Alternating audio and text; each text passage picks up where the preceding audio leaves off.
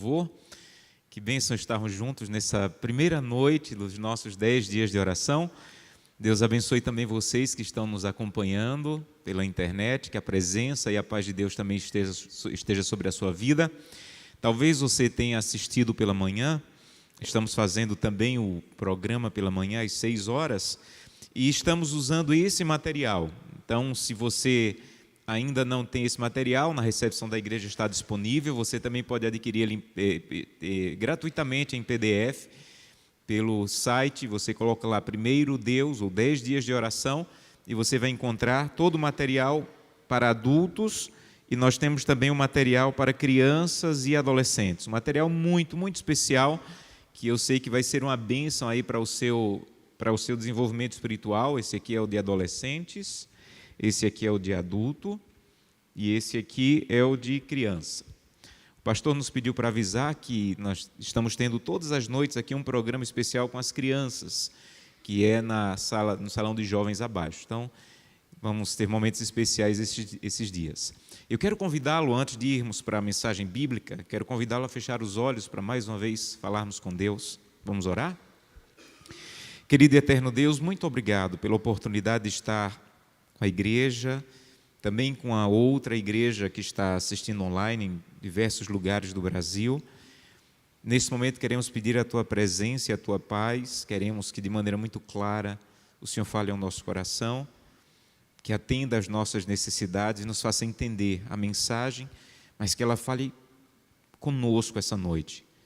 Abre os nossos olhos espirituais, nos ajuda a perceber o Espírito Santo andando entre os bancos da igreja, ao lado das pessoas que estão acompanhando pela internet, e que todos possamos, ao final, ter a certeza de que o Senhor falou conosco. É o que te peço em nome de Jesus. Amém. Amém. Hoje pela manhã me chamou muito a atenção a beleza do cenário aqui. Então eu não poderia deixar passar em branco e parabenizar e agradecer as pessoas que se envolveram com os detalhes. Ficou lindo, lindo o cenário. Dá um ambiente muito, muito aconchegante. Espero que nos ajude a entender a mensagem. E o ambiente nos ajuda a entender a mensagem também. Durante esses 10 dias, nós temos como objetivo pedir a Deus um reavivamento espiritual em nossa vida. Esse é o grande objetivo do movimento dos 10 dias de oração. Hoje, pela manhã, alguém me mandou uma mensagem, não conheço a pessoa, mas ela me disse assim: pastor, por que vocês fazem sempre 10 dias de oração? E a melhor resposta é que nós fazemos sempre 10 dias de oração, porque sempre precisamos reafirmar o nosso compromisso com o reavivamento pessoal. Então, 10 dias de oração é uma maneira de a igreja nos convidar a dizer assim: olha, estamos iniciando o ano e precisamos reafirmar o nosso desejo de um reavivamento espiritual. E é isso que vamos estudar durante as manhãs e a noite. Como nós podemos obter um reavivamento espiritual para a nossa vida? Pela manhã eu falei que se você está cansado de uma vida espiritual medíocre, o Espírito Santo é quem faz com que você possa ter uma vida espiritual reavivada. E hoje e amanhã nós vamos estudar um tema que é essencial para compreender ou viver um reavivamento. Vejam, todo grande reavivamento da história, seja como indivíduo ou como igreja, passou pela compreensão da salvação. Não há reavivamento sem uma compreensão de como é o plano de Deus para nos salvar. Quando você lembra ou lê sobre o reavivamento que Lutero fez, passou por uma compreensão da salvação. John Wesley passou por uma compreensão da salvação. Quando você vê um reavivamento que aconteceu na vida de um homem chamado Agostinho de Hipona, passou por uma compreensão da salvação. Quando você vê um reavivamento que aconteceu na vida dos nossos pioneiros adventistas do sétimo dia, passou por uma compreensão da salvação. E eu te garanto que um reavivamento na sua vida só vai acontecer se você passar por uma compreensão da salvação. Porque se você não compreende a salvação, você não conhece o Salvador. E se você não conhece o Salvador, você não conhece Cristo. E se você não conhece Cristo, não tem como passar por um reavivamento. Porque todo reavivamento ele é produzido por Cristo em nós. Reavivamento não é uma coisa que você senta um dia e diz: eu só vou sair daqui quando estiver reavivado. Reavivamento é algo que você faz numa caminhada diária com Cristo e Ele vai produzir isso em você. Então você só pode compreender ou viver ou experimentar um reavivamento se você compreender e experimentar a salvação. E se alguém te perguntasse, olha, me ajuda a compreender o que é salvação, me dá um resumo do que é salvação. Há várias maneiras de explicar, mas uma das maneiras que você poderia dizer assim: eu estava perdido, estava completamente perdido. Por causa dos pecados eu era escravo do pecado. Mas um dia eu ouvi falar que era possível ser liberto. Mas para ser liberto alguém tinha que substituir a minha condenação, porque eu estava condenado, eu era escravo condenado.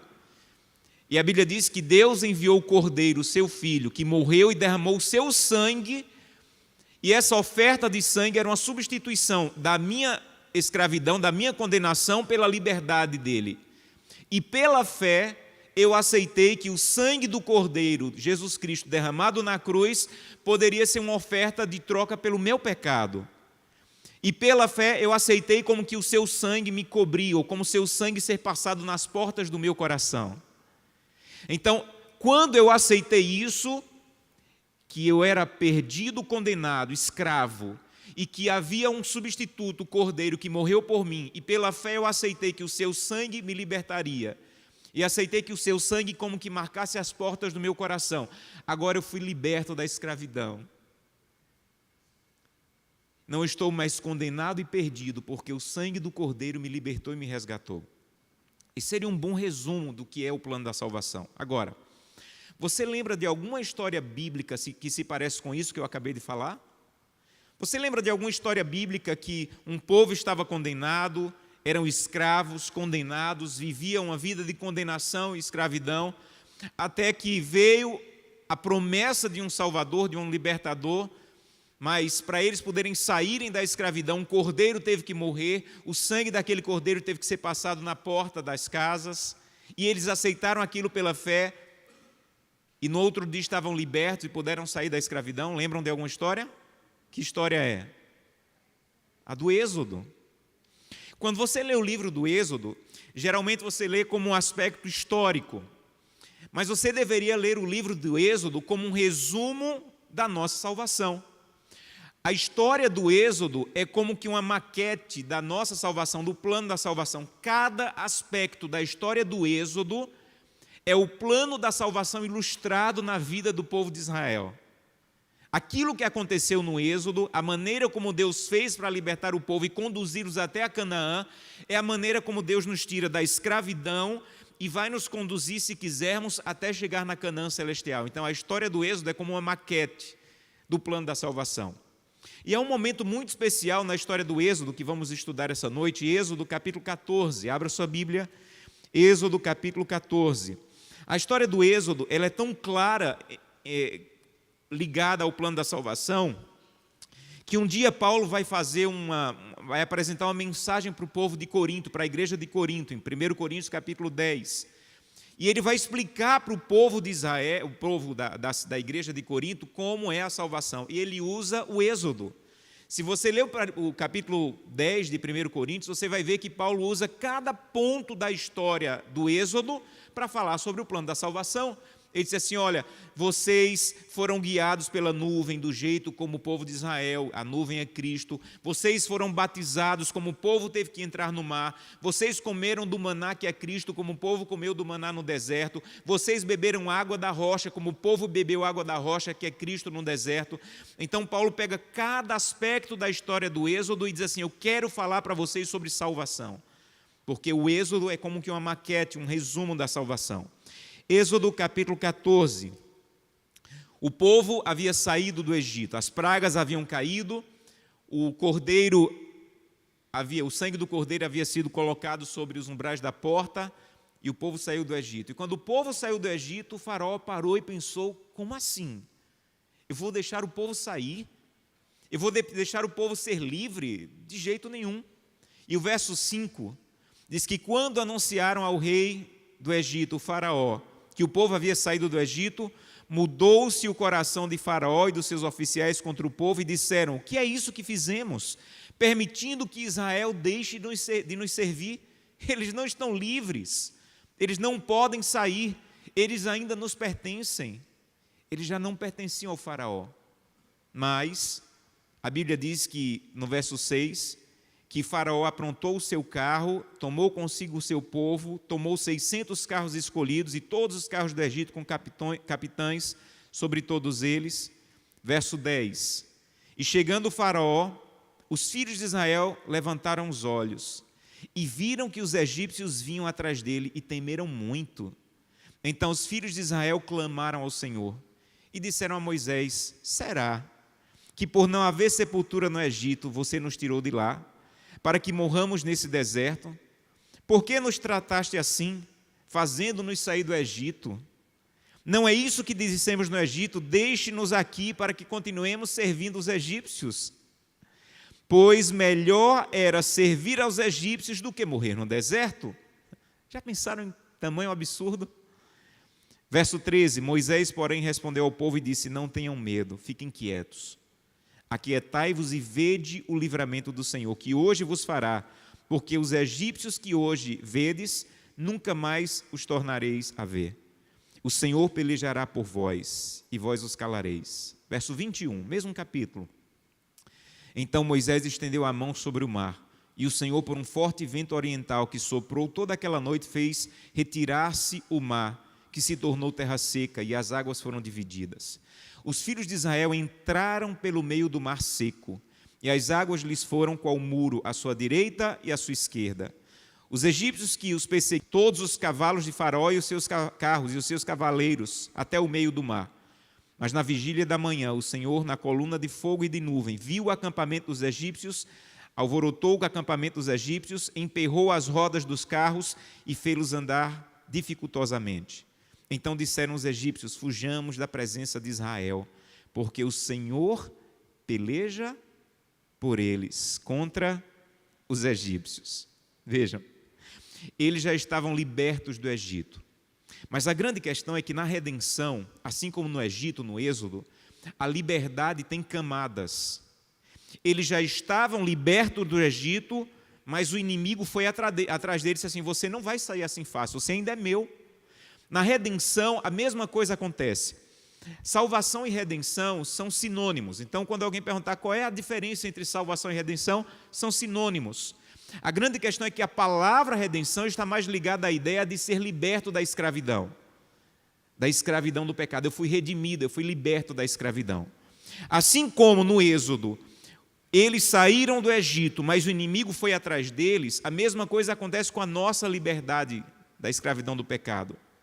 Quando Deus nos tira da condenação do pecado, o inimigo vai atrás da gente e diz assim: você não vai ficar fácil perto de Deus. Quando você aceita Jesus Cristo como teu Salvador, o inimigo não cruza os braços assim: pronto, esse aqui já está na igreja, já está salvo, agora eu vou atrás de outro que está perdido. Não. Ele faz exatamente como o Faraó fez. Você saiu do Egito, mas o Egito vai atrás de você. Você saiu do Egito, mas o Egito vai tentar trazer você de volta. Você é meu. Você me pertence. Então, assim como Deus teve que livrar o povo de novo do poder do Egito, Deus tem que pôr camadas e nos libertando da escravidão. E a primeira camada, a primeira liberdade que Deus nos dá, é a liberdade da condenação. Essa é a primeira liberdade. Romanos capítulo 8, verso 1. Já não há condenação. A primeira coisa que Deus te dá, a primeira liberdade, a primeira camada da liberdade que Deus dá, você não está mais condenado. Você aceitou Jesus Cristo como teu Salvador. Você o aceitou como o Cordeiro que substituiu você na cruz do Calvário. Você pediu que Ele entrasse em tua vida. Você não está mais condenado. E talvez uma das coisas mais importantes para um cristão entender é ter a liberdade de não estar mais condenado. Há cristãos que eles até aceitaram Jesus como seu Salvador de maneira genuína, mas eles sempre vivem pensando que ainda estão condenados. Eles nunca se libertam da condenação. Quando você cai, você fere o coração de Deus. Quando você peca, você desagrada a Deus, mas você já não está condenado. Não há condenação para quem está em Cristo, e você nunca vai ser feliz na vida cristã se você não abandonar a condenação. Você é amado, você foi aceito, você não está mais condenado. Eu aprendo isso muito com os meus filhos. Os meus filhos têm completa segurança de que eu os amo. E quando eles fazem alguma coisa que sabem que não me agrada, eles sabem que podem ficar de castigo, que eu vou ficar triste, que eu vou reclamar, mas eles não questionam o meu amor. Eles sabem, têm segurança de que eu os amo. Mas sabe como alguns cristãos vivem? Alguns cristãos aceitaram Jesus, mas nunca saíram da fase de não estar mais condenado. Quando eu faço alguma coisa, ainda estou condenado. Você não está mais condenado, você está liberto da condenação, você é de Cristo Jesus, e você tem que viver como alguém que aceita essa primeira fase da libertação. Já não há condenação para quem está em Cristo. A segunda liberdade que você precisa entender no plano da salvação, a segunda camada da libertação, é a libertação da justiça própria. Quando nós aceitamos Jesus e entendemos a maravilha da salvação, a grandiosidade da graça e o que nos espera na vida eterna, quase que de maneira instintiva, às vezes por nossa educação, nós queremos pagar. O que é que eu preciso fazer? E sabe o que a Bíblia diz? Você não precisa fazer, já está feito. Você precisa aceitar. Paulo escreveu um livro inteiro, o livro de Gálatas, tentando fazer as pessoas daquela época e cada um de nós entendermos. Você não precisa pagar, porque ela é grandiosa demais, você precisa aceitar que já foi pago. E há cristãos que não passam dessa segunda fase da liberdade, estão sempre querendo fazer alguma coisa para merecer o amor, para merecer a graça, para merecer a bondade. Só que é algo tão grandioso que você não pode fazer nada para merecer, você tem apenas que aceitar que foi pago.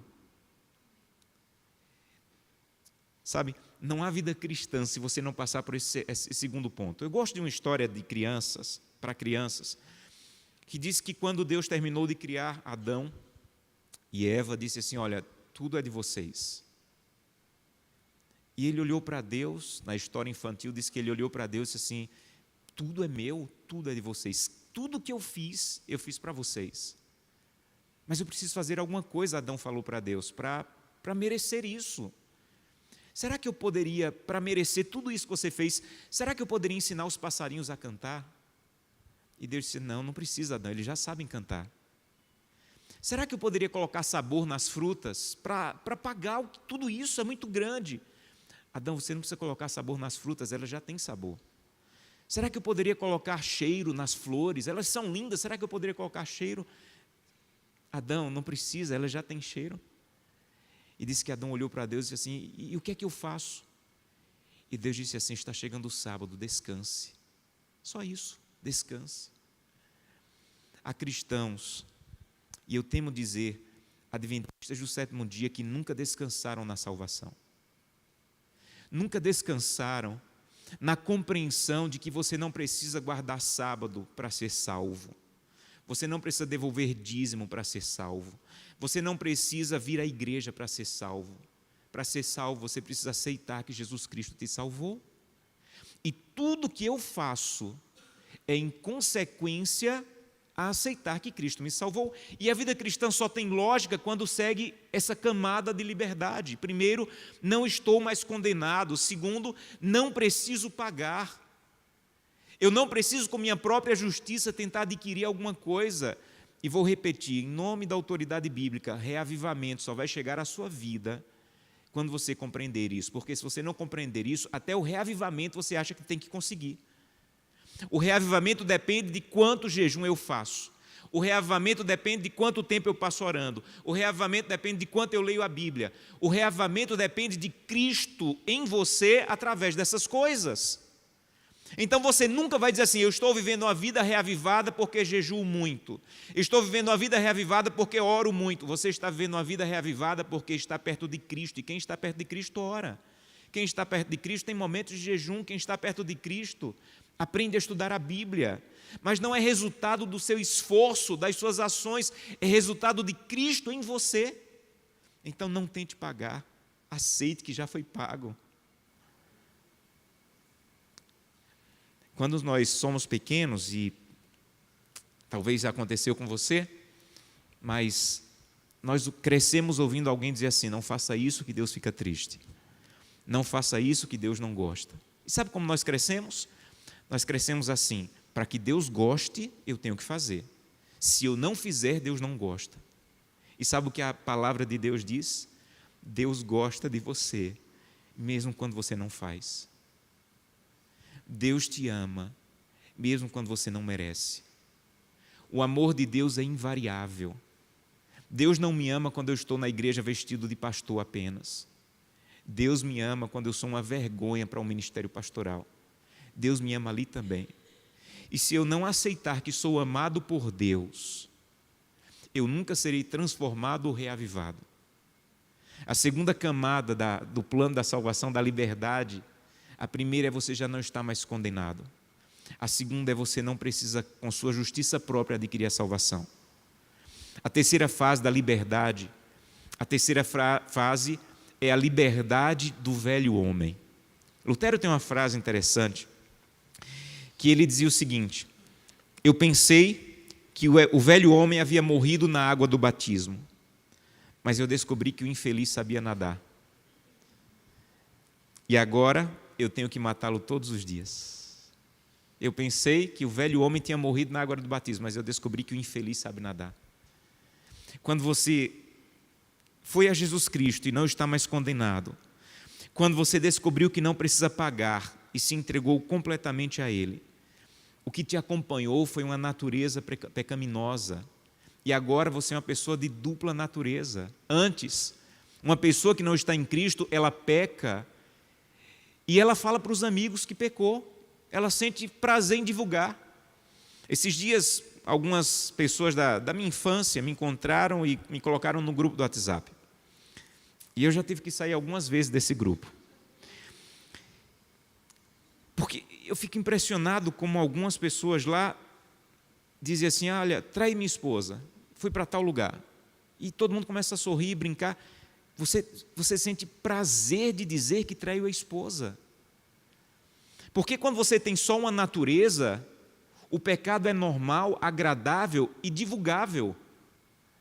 Quando você tem uma outra natureza, o pecado te envergonha, apesar de ainda estar presente na tua vida, te envergonha, te faz derramar lágrimas, e você não tem vontade de divulgar no grupo do WhatsApp, você se ajoelha para confessar a Deus, derramar lágrimas e dizer: Santo Deus, me levanta.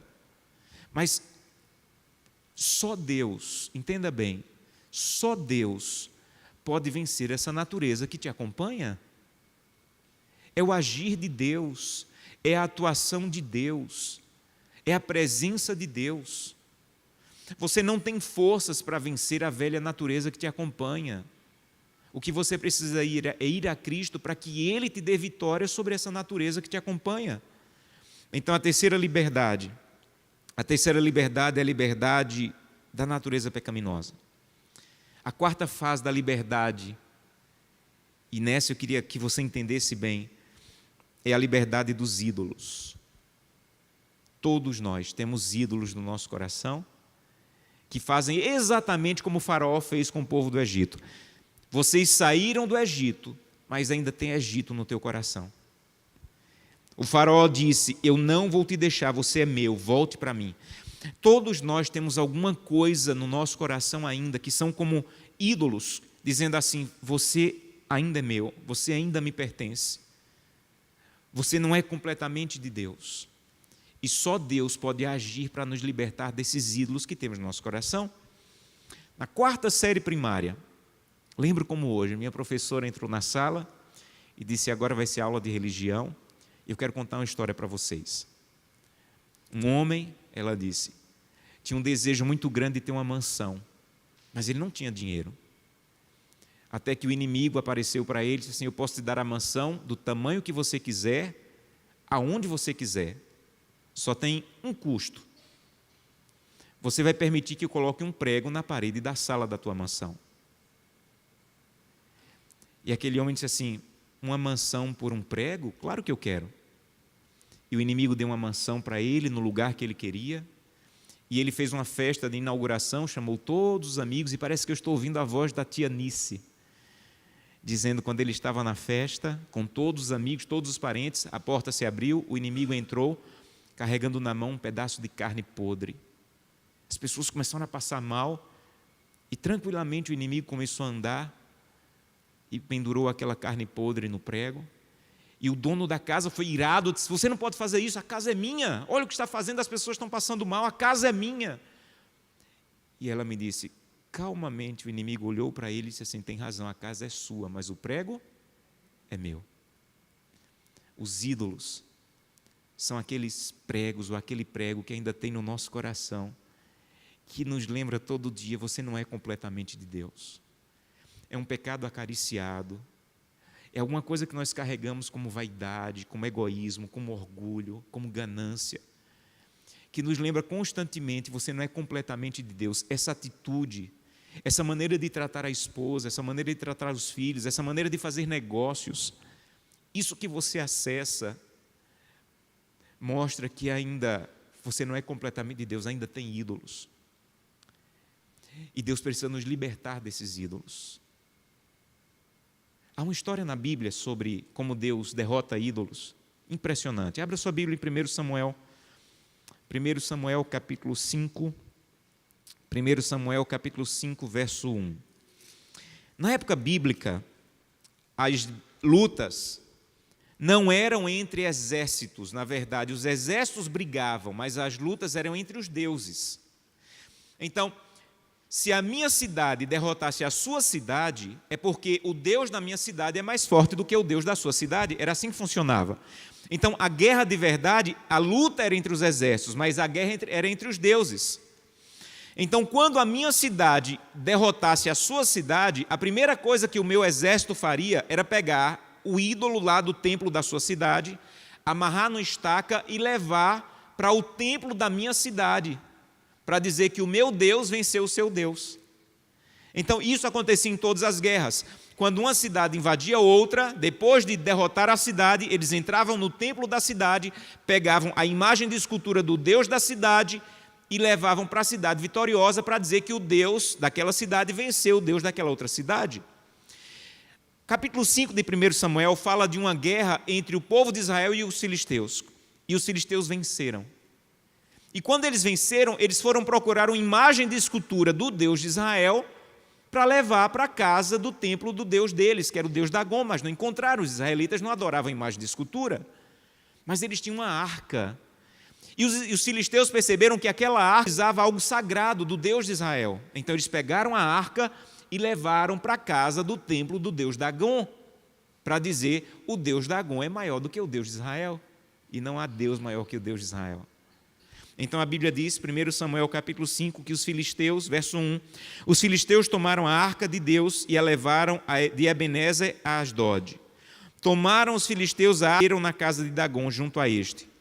Levantando-se, porém, de madrugada, os sacerdotes, no dia seguinte, eis que estava caído o Deus Dagom com o rosto em terra diante da arca do Senhor.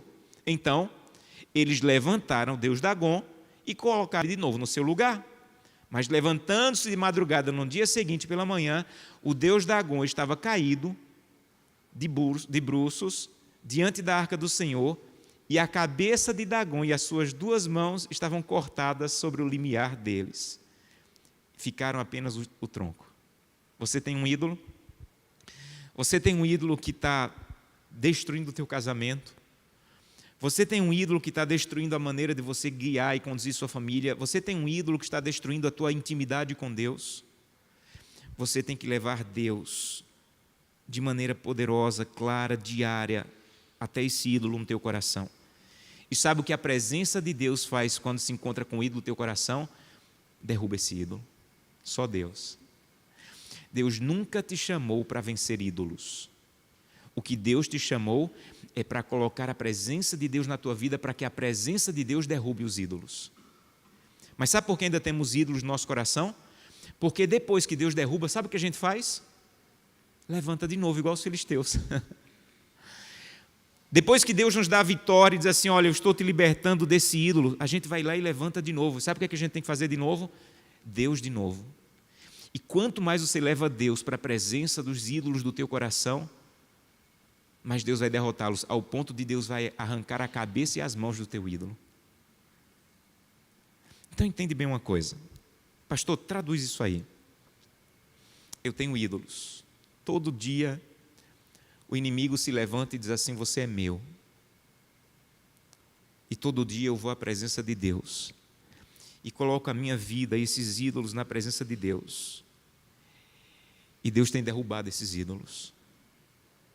E quando Deus derruba um, parece que aparece outro, que eu não estava vendo, estava escondido. E eu levo Deus novamente.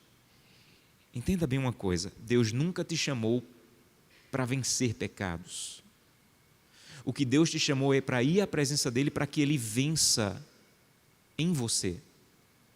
Tem gente que pensa assim, final do dia, um homem caiu em adultério, ele pecou. Errado. Aquele homem só caiu em adultério no final do dia, porque ele pecou pela manhã, quando não foi à presença de Deus, e não permitiu que Deus derrubasse esse ídolo do seu coração. Então, a queda da noite é consequência da queda da manhã. Nós estamos querendo vencer ídolos e não adulterar, por exemplo, quando Deus queria que nós fôssemos à presença dEle para que Ele derrotasse esses ídolos, ao ponto de arrancar as mãos e os pés dos nossos ídolos. Então, quando ao final do dia, um homem ou uma mulher não cai em adultério, não é porque ele venceu esse ídolo naquela hora, é porque ele venceu esse ídolo pela manhã na presença de Deus. É Deus quem derruba ídolos, não é você. E como é que essa salvação começa, como é que essa liberdade acontece? Êxodo, volte para Êxodo e vamos concluir. Verso 13. Êxodo, capítulo 14, verso 13. Primeiro Ele quer te libertar da condenação.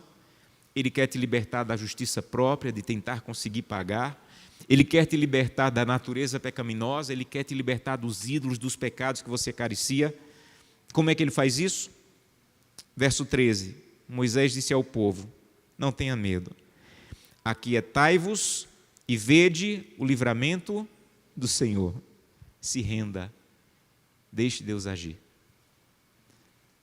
Moisés, com o poder de Deus, abre o mar e diz assim para o povo, você tem duas opções. Vocês podem enfrentar o inimigo, mas eu garanto para vocês que vai ser derrota certa, ele é mais poderoso do que vocês. Ou vocês podem entrar no mar. Paulo diz em 1 Coríntios que é como que um batismo na presença de Deus. Entrar no mar é se render e dizer assim, eu não posso enfrentar o inimigo, mas eu posso entrar na presença de Deus. Eu não posso vencer o exército que está tentando me destruir, mas eu posso entrar na providência de Deus. Há um pregador chamado Charles Spurgeon que ele diz assim, que essa é a coisa mais difícil para aprender na vida cristã, se render. Se fosse lutar, fazer, pagar, conseguir, nós somos bons nisso. Mas todo dia se render e dizer, Santo Deus, eu não posso, mas eu vou entrar na tua presença e o Senhor sim pode. A coisa mais difícil a aprender na vida cristã é se render. Sabe por que nós saímos de casa sem orar e sem ler a Bíblia? Porque não aprendemos a nos render. Sabe por que uma pessoa sai de casa sem fazer o culto familiar? Porque não aprendeu a se render. Uma pessoa que aprendeu a se render, ela vai dizer assim, olha, eu posso até chegar atrasado no trabalho, mas eu não posso sair sem a presença de Deus, eu não posso sair sem dizer, Senhor, só o Senhor para me dar vitória. O inimigo que está aí fora é muito grande, é muito forte. Por isso eu vou entrar na tua presença para que o Senhor me livre, me liberte. Então você tem duas opções, como o povo de Israel. Desse lado do mar, condenação e derrota na certa. Ou atravessar o mar e ser completamente liberto pelo poder e pela presença e o cuidado de Deus. A grande questão no plano da redenção é, você vai se render diariamente à presença de Deus e permitir que Ele venha te dar vitórias, que Ele possa agir em tua vida. Há pessoas que já saíram do Egito, mas nunca aprenderam a entrar no mar. já foram resgatadas. Mas quando Deus diz a cada manhã, entra na minha presença, vê o meu livramento, aquietai-vos e vede o livramento do Senhor, ela diz, eu não tenho tempo, Senhor. Eu tenho tempo para séries, eu tenho tempo para redes sociais, eu tenho tempo para agir, para fazer, mas eu não tenho tempo para me render. A duras penas. Eu tenho aprendido na vida cristã que Satanás é mais forte do que o pastor Josanã. Mas Satanás não é mais forte do que Deus em mim. Todo dia, quando o inimigo se levanta e diz, hoje eu derrubo esse pastorzinho, eu tento me esconder na presença de Deus. E quando eu entro na presença de Deus, sabe o que Ele faz? Ele faz com que a roda dos carros do inimigo que estão me perseguindo emperrem. Ele faz com que o exército que está prestes a me atacar pare. Ao som da fervorosa oração, Satanás e todo o seu exército batem em retirada, porque ele não suporta a oração de alguém que se rendeu, que vai à presença de Deus. 1º de janeiro de 1863, o presidente Abraham Lincoln assinou a Lei da Emancipação, dando liberdade a todos os escravos. A lei estava assinada, a liberdade estava decretada, mas algumas coisas tinham que acontecer. Primeiro, os escravos precisavam ouvir a notícia, e muitos morreram sem ouvir a notícia de que estavam livres. Segundo, eles tinham que acreditar. Muitos deles ouviram, mas não acreditaram. Terceiro, eles tinham que aceitar que era para eles e parar de viver como escravo. E parar de agir como escravo. Aceitar em sua própria vida que estavam livres. E quarto, muitas vezes o cativeiro era tão forte que um poder externo do exército tinha que invadir o cativeiro e libertá-los. Você já ouviu que Jesus Cristo te libertou? Você tem que aceitar. Você tem que crer que é para você.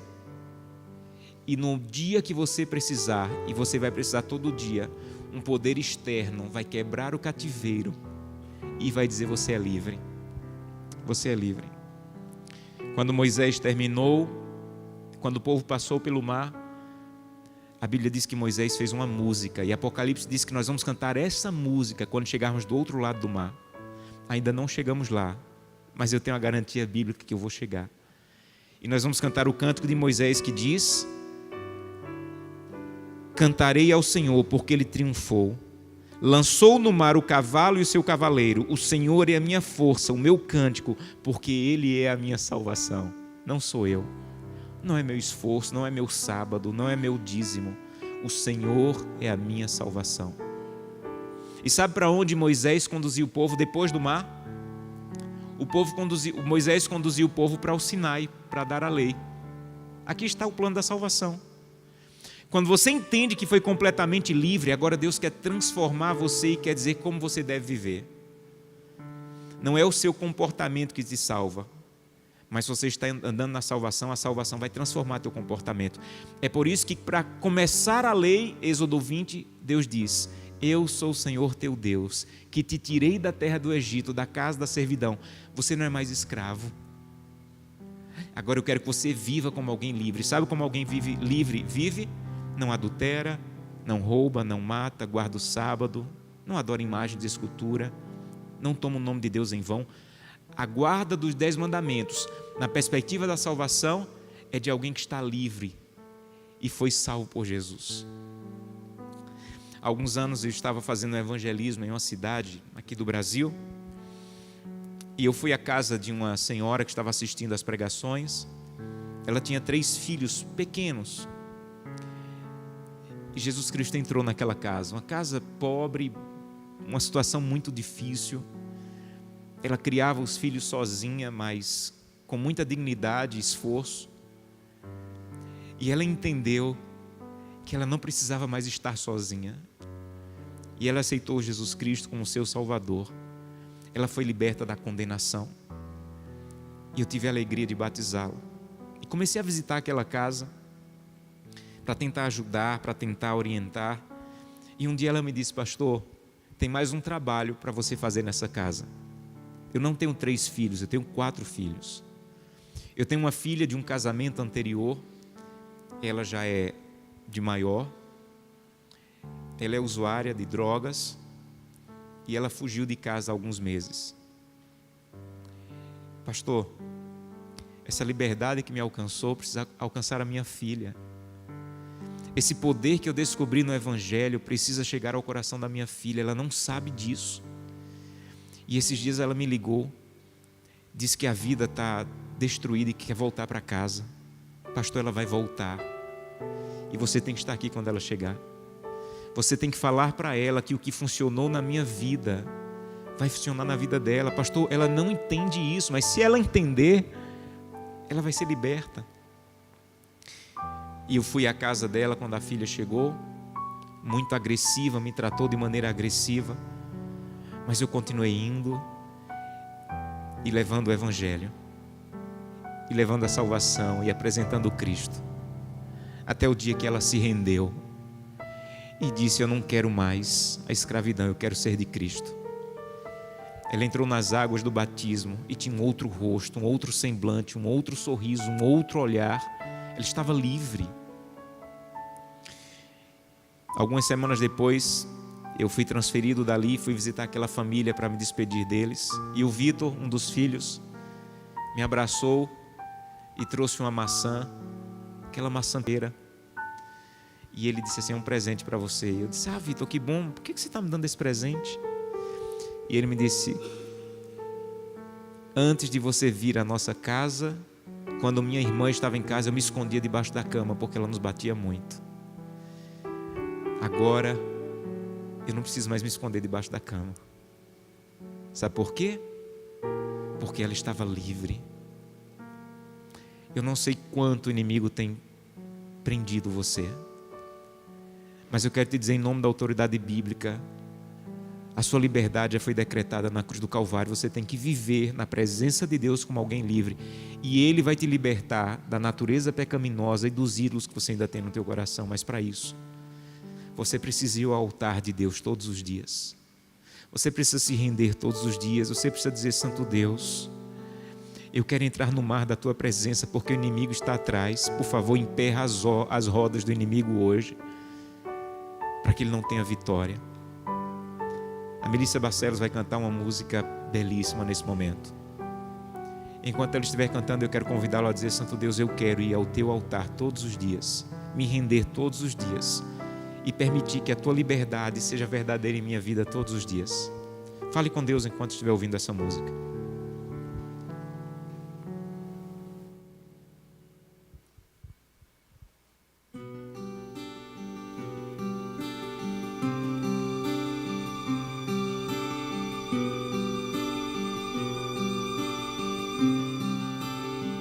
Mil vezes eu falhei até que encontrei Tua palavra, ó Senhor. E hoje, se eu cair, não vou mais me ferir. Tua graça me cobre, Senhor.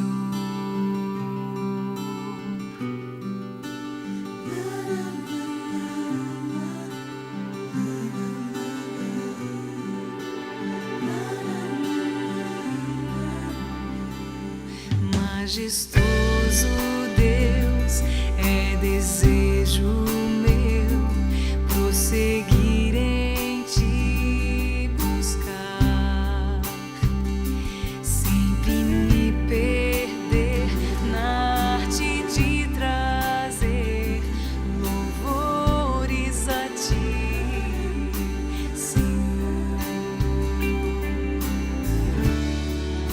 O meu coração coloco em Tuas mãos, e tudo o que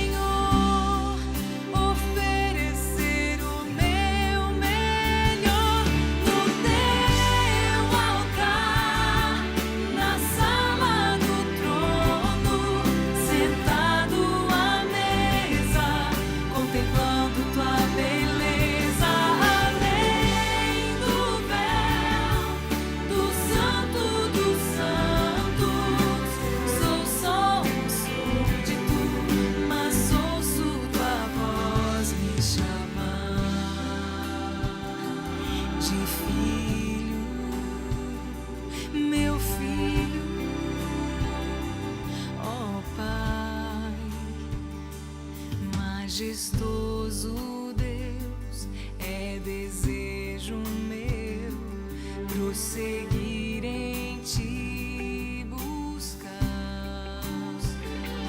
sempre me perder na arte de trazer louvores a ti, meu Senhor.